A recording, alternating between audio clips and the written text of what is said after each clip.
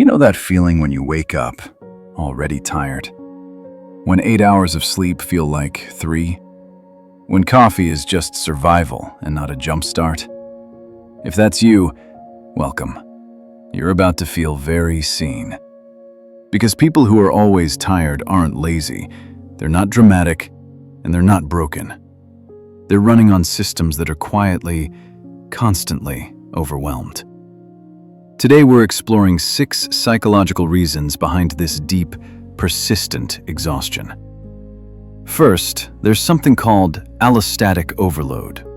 It happens when your brain thinks you're in survival mode all the time. Your body isn't just tired from doing things, it's tired from bracing for things. Like waiting for bad news that never comes. It's stress that never shuts off, even when you're on the couch. And for many people, this isn't new. It's their normal. They've lived in chaos for so long that calm feels suspicious. So even when nothing's wrong, they're still tense, still tired. Next, let's talk about emotional burnout. Being tired all the time doesn't always look like sleepiness. Sometimes it looks like irritability, like zoning out in the middle of a sentence, like feeling nothing when you should feel something. Emotional burnout is common in people who carry invisible loads. Caretakers, perfectionists, trauma survivors. People who wake up already solving problems no one else sees. It's not in your head, it's in your nervous system. And that system is saying, I'm maxed out. Another reason? Decision fatigue. The more choices you make, the more drained you become. And for some people, life is just constant decisions.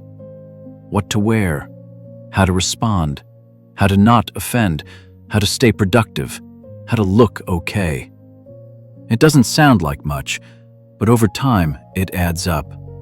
And you're left wondering why you're exhausted, even when nothing happened.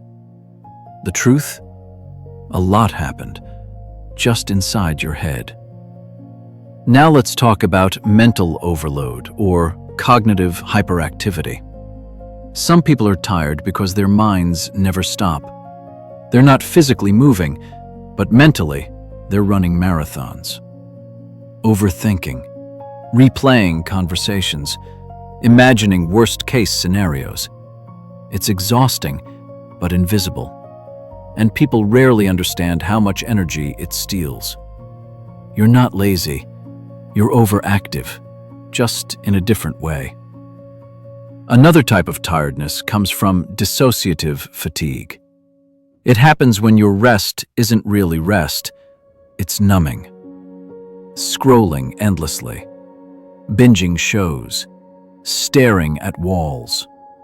Your body's at rest, but your mind is checked out, because being present feels too heavy. And when rest becomes escape, it doesn't restore you. It just postpones the crash. You're not lazy. You're protecting yourself from a world that's felt too loud for too long. And finally, some people just have a low stimulation preference. They feel more alive in silence than in noise. They feel themselves in solitude than in chaos. They weren't built for the hustle. They were built for depth. And that's not weakness, it's wisdom. So if you cancel plans, need more downtime, or don't bounce back like others, you're not broken. You're responding intelligently to overwhelm. Let's take a moment to recap. The tiredness isn't always about sleep. It could be stress overload, burnout, constant decisions, overthinking, disconnection, or simply needing less stimulation to feel okay. And that changes everything. Because instead of asking, "What's wrong with me?" you get to ask, "What is my tiredness trying to tell me?" Maybe it's telling you to slow down without guilt, to rest without shame, to protect your peace because it matters. So let me ask you this. Are you tired because you do too much, or because you've felt too much for too long?